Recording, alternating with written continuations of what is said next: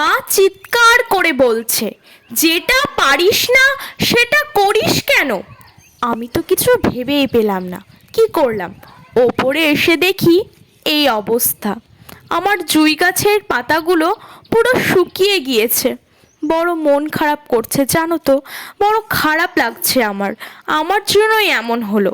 আমি গাছটাকে লাগানোর সময় পাইনি, তাই আজকে আর দেরি না করে বসে পড়লাম গাছটা লাগানোর জন্য।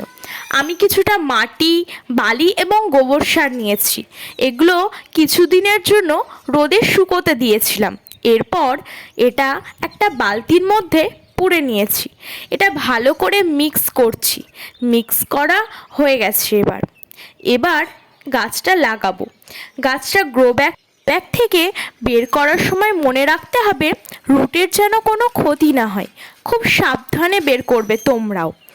আর এরপর কিছুটা নিচের মাটি আমি ঝরিয়ে নিয়েছি। এরপর গাছটাকে বসিয়ে দিলাম। তারপরে ভালো করে মাটি দিয়ে গাছটাকে চেপে চেপে বসালাম। এরপর কিছুটা জল দিয়ে একটা ছায়াযুক্ত জায়গায় শিফট করব। আজকের মতো এইটুকুই। দেখা হচ্ছে অন্য কোনো ভিডিওতে। বাই।